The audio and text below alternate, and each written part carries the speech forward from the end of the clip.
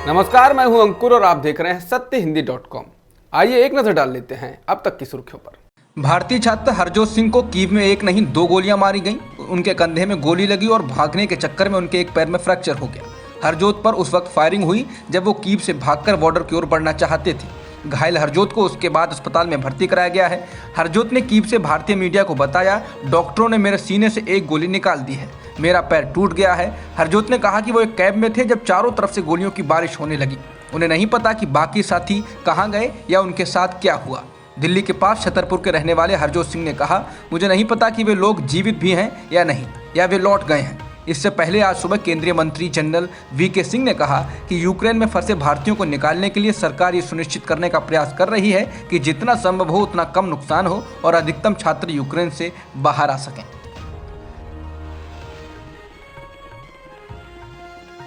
Ukraine में गोलीबार में जख्मी हुए और अब कीव के एक अस्पताल में भर्ती भारतीय नागरिक हरजोत सिंह को भारतीय दूतावास से शिकायत है। समाचार एजेंसी ANI ने हरजोत का एक वीडियो साझा किया है जिसमें वो कहते हुए दिख रहे हैं कि नई जिंदगी मिली है तो मैं भारत जाना चाहता हूं, अपने परिवार के साथ रहना चाहता हूं। इसमें वो भारतीय दूतावास से मदद की अपील करते हैं और साथ ही निराशा भी जाहिर करते हैं और कहते हैं कि अभी तक भारतीय दूतावास की ओर से उनको कोई मदद नहीं दी गई है। वहीं न्यूज एजेंसी ANI ने विदेश मंत्रालय के हवाले से बताया है कि मंत्रालय को हरजोत सिंह के कीव के अस्पताल में भर्ती होने के बारे में जानकारी है। राहुल गांधी ने आज बनारस में चुनावी जनसभा को संबोधित करते हुए यूक्रेन में फंसे छात्रों का मुद्दा भी उठाया। राहुल गांधी ने कहा कि जब वहां फंसे छात्र वीडियो बनाकर कहते हैं कि हमें बचाइए, तो नरेंद्र मोदी के लोग कहते हैं ये लोग इसलिए विदेश गए क्योंकि ये यहाँ भारत में फेल हो गए थे। राहुल गांधी ने कहा कि क्या ये हिंदुस्तान के युवा नहीं है, क्या ये हमारे नहीं हैं? क्या आपकी जिम्मेदारी नहीं बनती है कि आप इनकी रक्षा करें, वापस लाएं? राहुल ने कहा ये लोग कोई ना कोई बहाना बना लेते हैं। राहुल ने कहा कि कोरोना का समय आया, दुनिया में एक ही PM था जिसने कहा कि वायरस आया है, ताली बजा दो वायरस भाग जाएगा। राहुल ने कहा कि मैंने तैयारी करने के लिए कहा था तो कहा कि मैं डरा रहा हूं, लेकिन बाद में लाशें तो आपने देखी थी, क्या BJP के लोग आपको दिखे? रूस की गोलीबारी में यूक्रेन के शहर खार्किव में मारे गए भारतीय छात्र नवीन शिखरप्पा के शव को लेकर कर्नाटक के BJP विधायक ने बेहद गैर जिम्मेदाराना बयान दिया है। BJP विधायक अरविंद वेल्लाड ने कहा कि विमान में एक डेड बॉडी ज़्यादा जगह लेती है और इतनी जगह में तो 8 से 10 लोग आ सकते हैं। अरविंद नवीन के शव को वापस कर्नाटक लाए जाने को लेकर पूछे गए सवाल का जवाब दे रहे थे। छात्र नवीन शिखरप्पा कर्नाटक के हावेड़ी का रहने वाला था और यूक्रेन में मेडिकल की पढ़ाई करने गया था। उसकी मौत रूसी सेना की गोलीबारी में उस वक्त हुई जब वो खाने का कुछ सामान लेने के लिए एक दुकान के बाहर लाइन में लगा था। यूक्रेन के विदेश मंत्री दिमित्रो कुलेबा ने रूसी सैनिकों पर यूक्रेन के शहरों में बलात्कार करने का आरोप लगाया। हालांकि कुलेबा ने अपने इस दावे के लिए कोई सबूत पेश नहीं किया। रॉयटर्स के मुताबिक उन्होंने कहा कि जब आपके शहरों पर बम गिरते हैं, जब सैनिक कब्जे वाले शहरों में महिलाओं का बलात्कार करते हैं और दुर्भाग्य से रूसी सैनिकों ने यूक्रेनी शहरों में महिलाओं का बलात्कार किया है, तो निश्चित रूप से अंतर्राष्ट्रीय कानून की दक्षता के बारे में बोलना मुश्किल है। कुलेबा ने ये बातें लंदन के कार्यक्रम में कहीं।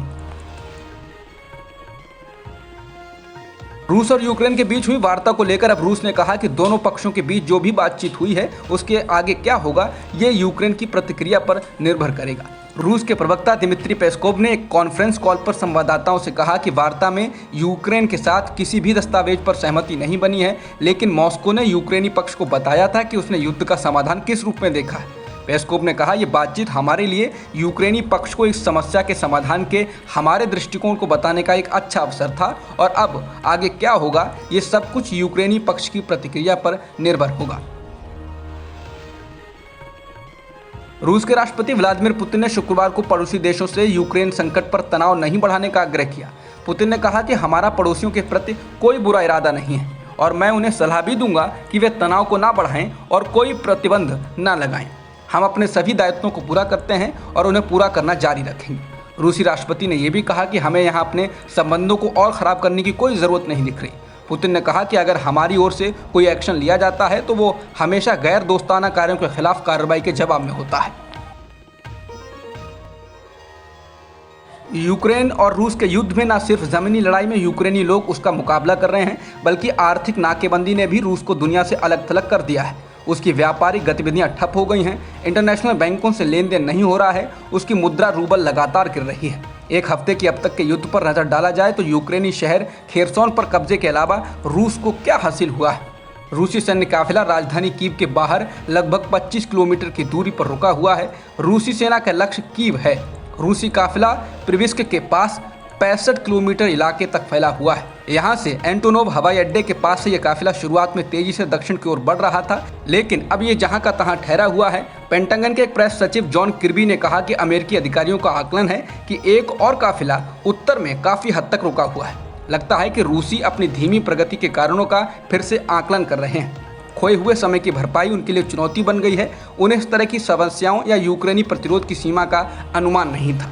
हालांकि अमेरिकी अधिकारियों का कहना यह भी है कि रूसी फौजों कीव के बाहर रुकने का कारण ये भी हो सकता है कि रूसी कमांडर जानबूझकर पुनर्मूल्यांकन और खुद को रीसेट करने के लिए रुके हों। यूक्रेन के राष्ट्रपति जेलेंस्की तीसरे जानलेवा हमले में भी बच गए हैं। लंदन के द टाइम्स की एक रिपोर्ट में दावा किया गया है जेलेंस्की एक बंकर में सुरक्षित रह रहे हैं। यूक्रेन के लोगों में उनकी लोकप्रियता बढ़ती जा रही है। लंदन के द टाइम्स अखबार का कहना है कि रूसी राष्ट्रपति व्लादिमीर पुतिन के एक प्रमुख सहयोगी येवगेनी प्रिगोजिन के नियंत्रण में एक सिक्योरिटी कंपनी वैगनर ग्रुप के भाड़े के सैनिकों और चेचन स्पेशल फोर्सेज को भेजा गया था। रिपोर्ट में दावा किया गया है कि यूक्रेन को रूस की सुरक्षा सेवा के युद्ध विरोधी सदस्यों ने योजनाओं के बारे में बताया था, यानी यूक्रेन सरकार के पास सूचना रूस से ही आई। द टाइम्स का कहना है कि वैगनर समूह के करीबी एक सूत्र ने कहा यह भयानक है कि जेलेंस्की की सुरक्षा टीम को इसकी पूरी जानकारी पहले से ही है। रिपोर्ट में कहा गया है कि शनिवार को एक प्रयास के दौरान कीव के बाहरी इलाके में चेचन हत्यारों को समाप्त किया गया था। द टाइम्स का कहना है कि वैगनर समूह को हत्या के प्रयासों से नुकसान हुआ है। रूस ने शुक्रवार को यूक्रेन के न्यूक्लियर पावर प्लांट पर हमला कर दिया। खबरों के मुताबिक रूस के सैनिकों ने इस पावर प्लांट पर कब्जा कर लिया है। हमले के बाद यहां आग लग गई, जिसे कुछ घंटों के बाद बुझा लिया गया। वहीं रॉयटर्स के अनुसार यूक्रेन ने कहा कि रूसी सैनिकों ने ज़ेपोरिज़िया परमाणु पावर प्लांट पर कब्जा कर लिया। रॉयटर्स के मुताबिक एक स्थानीय अधिकारी ने सोशल मीडिया पर कहा कि प्लांट का संचालन करने वाले कर्मचारी पावर यूनिट्स की निगरानी कर रहे हैं और काम जारी रखे हुए हैं। रूसी मानवाधिकार कार्यकर्ता और पूर्व विश्व शतरंज चैंपियन गैरी कास्परोव ने रूस के राष्ट्रपति पुतिन पर तीखा हमला बोला। इस रूसी मानवाधिकार कार्यकर्ता ने सभी वर्ल्ड पावर से यूक्रेन पर हमले के लिए रूसी राष्ट्रपति व्लादिमीर पुतिन के खिलाफ एक कठोर फौजी कार्रवाई और आर्थिक रणनीति अपनाने का आग्रह किया। अमेरिकी मीडिया को दिए एक इंटरव्यू में कास्परोव ने पश्चिमी देशों से मॉस्को से अपने राजदूतों को वापस बुलाने, रूस को ग्लोबल पुलिस एजेंसी इंटरपोल से बाहर निकालने और यूक्रेन पर नो फ्लाई जोन लागू करने का आह्वान किया। कास्परोव ने कहा कि रूस को पाषाण युग में वापस डाल देना चाहिए ताकि यह तय हो सके कि रूस का तेल और गैस उद्योग पुतिन की हुकूमत पश्चिमी तकनीकी सहायता के बिना काम नहीं कर सकते। उन्होंने कहा कि पुतिन को सत्ता से हटाए जाने तक इस क्षेत्र में कोई शांति नहीं हो सकती। पुतिन ने कल्पना से परे युद्ध अपराध किए हैं। कास्परोव ने पुतिन पर अधिक आक्रामक कार्रवाई नहीं करने के लिए अमेरिकी राष्ट्रपति जो बाइडेन पर भी निशाना साधा। उन्होंने कहा कि मुझे उम्मीद है कि अमेरिकी अपनी रणनीति में बदलाव करेंगे और ताकत दिखाएंगे। पाकिस्तान के पेशावर में शुक्रवार को एक मस्जिद में जोरदार धमाका हुआ। इसमें अब तक 56 लोगों की मौत हो गई है और 194 लोग घायल हो गए हैं। मरने वालों का और घायलों का आंकड़ा बदल सकता है। ये मस्जिद शिया समुदाय की है और घायलों में से कई लोगों की हालत बेहद नाजुक है। स्थानीय पुलिस अफसर वहीद खान ने न्यूज एजेंसी एपी को बताया ये धमाका उस वक्त हुआ जब लोग शुक्रवार की नमाज के लिए मस्जिद में इकट्ठा हुए। अभी तक इस धमाके की जिम्मेदारी किसी भी संगठन ने नहीं ली है, लेकिन इससे पहले कुछ संगठन इस इलाके में इस तरह के धमाकों को अंजाम दे चुके हैं। उत्तर प्रदेश के 7वें चरण से पहले आज पीएम मोदी बनारस में रोड शो कर रहे हैं। इस दौरान प्रधानमंत्री के रोड शो में भारी भीड़ उमड़ी। प्रधानमंत्री ने रोड शो की शुरुआत पहले सरदार पटेल की मूर्ति पर माल्यार्पण कर की। वहीं रोड शो का अंत मदन मोहन मालवीय की मूर्ति पर माल्यार्पण कर होगा। रोड शो के दौरान लोग बीजेपी की टोपियों और झंडों के साथ उमड़े। इस दौरान पीएम मोदी ने जनता का हाथ उठाकर अभिवादन किया। रोड शो के दौरान योगी जी आएंगे गाने भी चलते रहे। बता दें उत्तर प्रदेश विधानसभा चुनाव अब अपने अंतिम चरण में पहुंच चुका है। 7वें चरण के तहत पूर्वांचल में 7 मार्च को मतदान होगा। इसके लिए प्रचार जोर शोर से हो रहा है। 7वें चरण से पहले समाजवादी पार्टी ने भी जी जान लगा दी है। इसी क्रम में आज समाजवादी पार्टी प्रमुख और पूर्व सीएम अखिलेश यादव ने गाजीपुर और मऊ में जनता को संबोधित किया। अखिलेश ने कहा कि इस बार गाजीपुर की हवा कुछ और है, चुनाव एक तरफा है। अखिलेश ने कहा कि बीजेपी का वोट सांड चढ़ गया है। अपने सहयोगी ओम प्रकाश राजभर का नाम लेते हुए अखिलेश ने कहा कि ओम प्रकाश राजभर जब से साथ आए हैं बीजेपी के छक्के छूट गए हैं। अखिलेश ने कहा कि बीजेपी ने किसानों के साथ धोखा किया। इसके साथ ही उन्होंने बीजेपी को विकास से लेकर बेरोजगारी के मुद्दे पर घेरा। अखिलेश ने साथ ही समाजवादी पार्टी के घोषणा पत्र को भी दोहराया।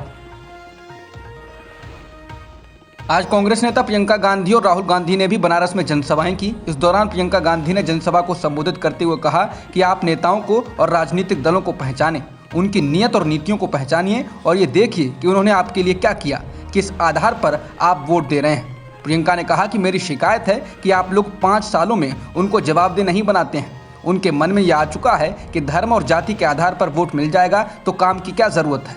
ये मानसिकता बदलनी है। प्रियंका ने कहा कि सबसे बड़ा धर्म सेवा करना होता है। जो ईमानदारी से आपका काम करता हो आप उसी का समर्थन करें। बनारस में जनसभा को संबोधित करते हुए कांग्रेस के पूर्व अध्यक्ष राहुल गांधी ने पीएम मोदी और बीजेपी को जमकर घेरा। राहुल ने कहा कि अब देखिए, मोदी जी के 2014 के हर भाषण में रोजगार की बातें होती थी। कहते थे कि 2 करोड़ युवाओं को हर साल रोजगार देंगे। भूल गए क्या? दूसरा वादा करते थे किसानों की आमदनी दोगुनी कर दूंगा, याद है। और तीसरा सबसे सुंदर वादा करते थे कि काले धन को मिटा दूंगा और आपके बैंक अकाउंट में 15 लाख डाल दूंगा। राहुल ने कहा कि मैं आपसे पूछना चाहता हूं कि इस चुनाव में वो रोजगार की बात क्यों नहीं करते, 15 लाख की बात क्यों नहीं करते, किसानों की आमदनी बढ़ाने की बात क्यों नहीं करते? क्या कारण है कि 5 साल पहले हर भाषण में रोजगार की, 15 लाख की और आमदनी दोगुनी की बात करते थे, अब कुछ नहीं? बनारस में राहुल गांधी ने कहा कि ये जो धर्म है, हिंदू धर्म, ये क्या है? राहुल ने कहा कि जब हम शिव जी की बात करते हैं, राम की बात करते हैं, श्री कृष्ण की बात करते हैं, तो हम किस चीज़ के बारे में बात करते हैं? राहुल ने कहा कि धर्म की बात करते हैं, हिंदू धर्म का मतलब क्या है इन्हें नहीं पता। राहुल ने सवाल का जवाब जनता से देने को कहा। राहुल ने कहा कि हिंदू धर्म सच्चाई है। राहुल गांधी ने कहा कि हिंदू धर्म और कुछ नहीं है, हिंदू धर्म सत्य है। राहुल ने कहा ये हिंदू धर्म के नाम पर आपसे वोट नहीं लेते हैं, ये झूठ के नाम पर आपसे वोट लेते हैं। राहुल ने कहा कि हमारे धर्म में कहीं नहीं लिखा है कि देश की जनता के सामने जाओ और लाखों करोड़ों लोगों के सामने झूठ बोलो।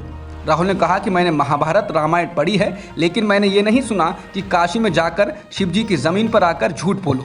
राहुल ने कहा कि मैं मर जाऊंगा लेकिन आपसे झूठ नहीं बोलूंगा। मैं ये नहीं कहूंगा कि आपके खाते में 15 लाख डाल दूंगा। चुनाव रणनीतिकार प्रशांत किशोर के पूर्व सहयोगी अब कांग्रेस के लिए काम करेंगे। इनका नाम सुनील कानुगोलू है और वो आईपैक में काम करते वक्त किशोर के करीबी थे। आईपैक प्रशांत किशोर की कंपनी है जो राजनीतिक दलों के लिए चुनावी रणनीति बनाने का काम करती है। सुनील को आने वाले चुनाव में कांग्रेस के प्रचार अभियान की योजना बनाने की जिम्मेदारी दी गई है। सुनील को यह जिम्मेदारी कांग्रेस के पूर्व अध्यक्ष राहुल गांधी से मुलाकात के बाद दी गई। प्रशांत किशोर के सहयोगी के तौर पर सुनील बीजेपी, डीएमके, एआईएडीएमके और अकाली दल के लिए काम कर चुके हैं। साल 2023 में कई राज्यों में विधानसभा चुनाव होने वाले हैं और इनमें अधिकतर राज्यों में बीजेपी के मुकाबले में कांग्रेस ही है। साल 2022 के अंत में हिमाचल प्रदेश और गुजरात में भी विधानसभा चुनाव के होने हैं और इन राज्यों में भी बीजेपी का मुकाबला कांग्रेस से है। सत्य हिंदी का ऐप डाउनलोड करें गूगल प्ले स्टोर पर। अब तक की खबरों में इतना ही। बाकी खबरों के लिए बने रहिए सत्यहिंदी.com के साथ।